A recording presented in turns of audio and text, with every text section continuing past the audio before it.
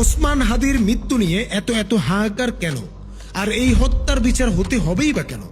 এই বাংলাদেশে হাদি হত্যার বিচার হওয়ার প্রয়োজন আছে বলে আমি মনে করি না। এই একটা হাদি হত্যার বিচার কখনোই এই রাষ্ট্র বদলাবে না, বরং এই বিচার তোলা থাকুক আখেরাতের জন্য, যেদিন প্রত্যেকটা বিচারককেও বিচারের মুখোমুখি হতে হবে।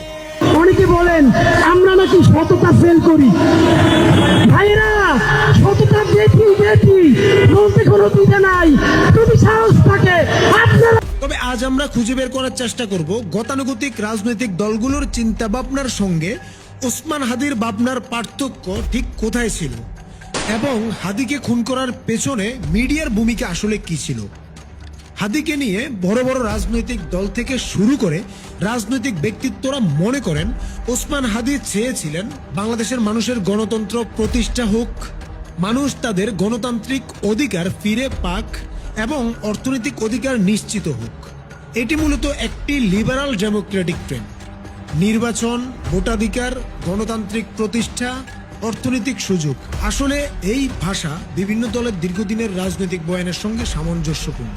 কিন্তু এখানেই একটি মৌলিক বিষয় পরিষ্কার করা জরুরি। হাদি কখনোই বাংলাদেশের মানুষের গণতন্ত্র প্রতিষ্ঠা হোক এই ধরনের সহজ প্রচলিত স্লোগানের রাজনীতি করেননি। আল্লাহ যতদিন বাঁচায় রাখবে, স্বাধীনতা, সার্বভৌমত্ব, ইনসাফ এবং সততার জন্য লড়াই করব। এই লড়াই আমাদের জিহাদ ইনশাআল্লাহ। হাদি কোনো রাজনীতিবিদ ছিলেন না। তিনি গণতন্ত্রকে কোনো চূড়ান্ত লক্ষ্য হিসেবে দেখেননি, বরং প্রশ্ন তুলেছেন এই গণতন্ত্র কার জন্য, কাদের স্বার্থে এবং কোন কাঠামোর ভেতরে কাজ করছে। এবার আসা যাক ইনকিলাব মঞ্চের ঘোষিত উদ্দেশ্য আসলে কি।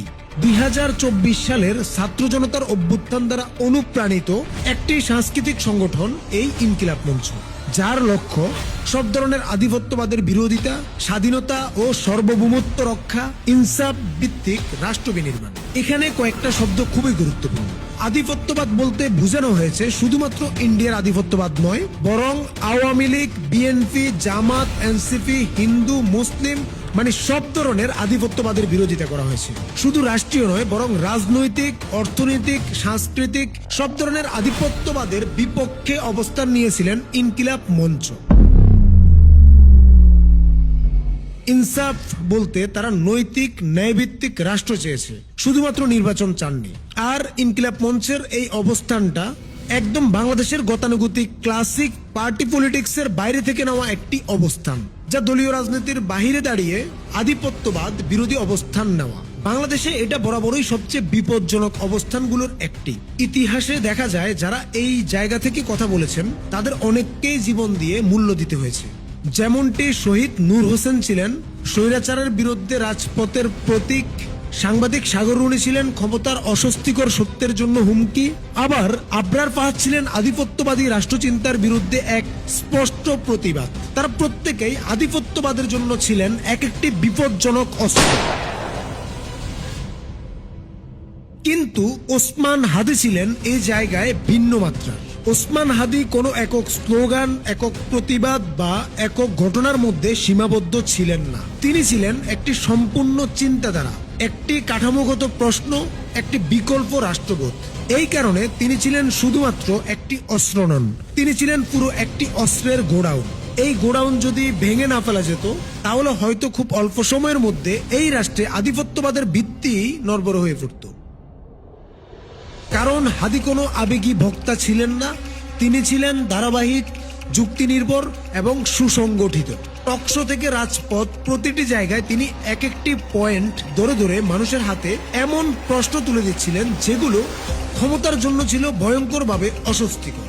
এই প্রক্রিয়া থামানো না গেলে হাদি একা থাকতেন না, তার চিন্তা থেকে তৈরি হতো আরো হাজার হাজার হাদি, যারা দল নয় ন্যায় চাইতো, ক্ষমতা নয় কাঠামোর দিকে প্রতিনিয়ত প্রশ্ন তুলতে শিখে যাচ্ছিল। এই কারণে তাকে থামানো জরুরি হয়ে উঠেছিল, কারণ তিনি শুধু বর্তমানকে প্রশ্ন করেননি, তিনি ভবিষ্যৎটাকেই বিপজ্জনক করে তুলছিলেন আধিপত্যবাদের জন্য। তবে বাংলাদেশের এই আধিপত্যবাদের পেছনে যারা শক্ত হয়ে দাঁড়িয়ে আছে, তাদের মধ্যে সবচেয়ে ধারাবাহিক, সবচেয়ে কৌশলী এবং সবচেয়ে প্রভাবশালী শক্তি হলো বাংলাদেশি মূলধারার মিডিয়া। এই মিডিয়া কেবল খবর প্রচার করেন না, এরা প্রতিদিন মানুষ কিভাবে ভাববে, কিভাবে প্রশ্ন করবে আর কিভাবে চুপ থাকবে সেটা ট্রেনিং দেয়। প্রতিটি মিডিয়া হাউস যেন এক একটি পেঁচানো খেলার ঘর, যেখানে সত্য নয় ন্যারেটিভ তৈরি হয়। এখানে প্রশ্ন তোলা হয় না, বরং প্রশ্ন বেচে দেয়া হয়। এখানে বিতর্ক হয় না, বিতর্ক নিয়ন্ত্রণ হয়। এখানে মানুষকে সচেতন করা হয় না, মানুষকে ম্যানেজ করা হয়। এই মিডিয়াগুলোর সবচেয়ে বড় সাফল্য হলো তারা মানুষকে বিশ্বাস করাতে পেরেছে যে এই ব্যবস্থার বাহিরে কিছু ভাবাই উগ্রতা, এই কাঠামোর বাইরে দাঁড়ানোই অরাজকতা। হাদির মতো মানুষরা মিডিয়ার কাছে সব সময় বিপজ্জনক, কারণ হাদি কোনো দলীয় মুখপাত্র ছিলেন না। তিনি কোনো নির্দিষ্ট ক্যাম্পেইনের ভাষায়ও কথা বলতেন না। তিনি প্রশ্ন করতেন এমন জায়গায় যেখানে মিডিয়ার সব সাজানো স্ক্রিপ্ট ভেঙে পড়ত।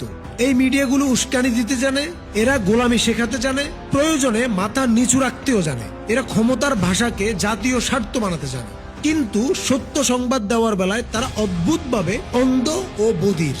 আর যখন দেখবেন হাদিদের মৃত্যুতে তারা অনেক আহাজারি করছেন, তবে বুঝবেন হাদিদের নিয়ে তাদের আহাজারির নিউজের ভিউজ থেকে ভালোই ইনকাম হচ্ছে।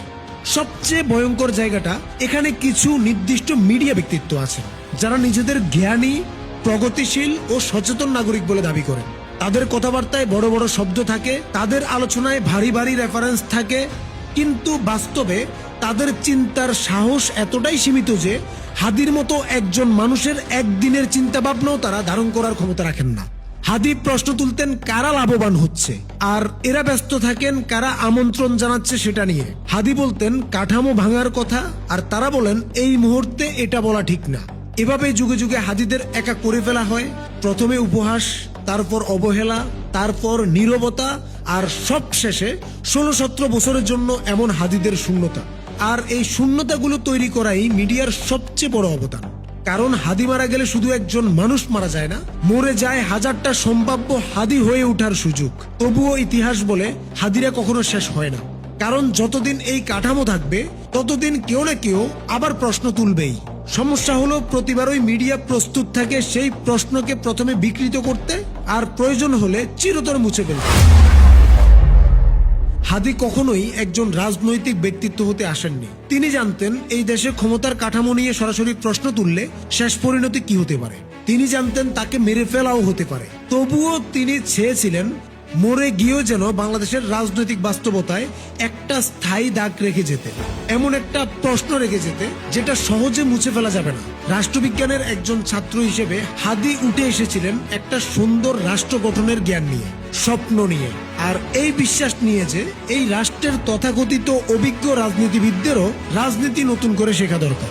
কিন্তু রাষ্ট্র জবাব দেয় জ্ঞান দিয়ে না, রাষ্ট্র জবাব দেয় শক্তি দিয়ে।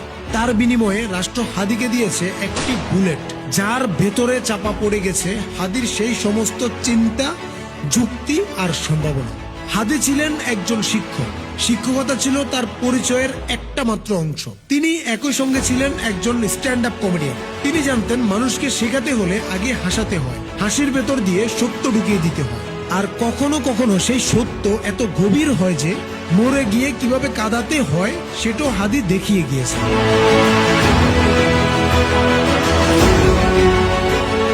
সব কথার শেষে আফসোসটা থেকে যায়, যেটা কোনো রাজনৈতিক আফসোস নয়, এটা একেবারে ব্যক্তিগত, একেবারে মানবিক।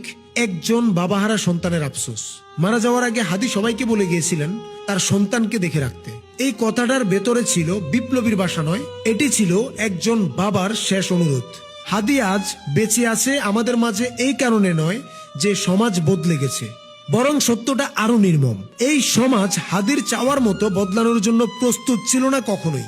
হাদি যদি বেঁচে থাকতেন তবে এই মৃত পচে যাওয়া ব্যবস্থায় ধীরে ধীরে তাকে মেরে ফেলতো। তিনি মারা গেছেন, কিন্তু আমাদের সামনে রেখে গেছেন এমন একটি প্রশ্ন, যেটি হলো আমরা কি আদৌ এমন মানুষ বাঁচিয়ে রাখার যোগ্য?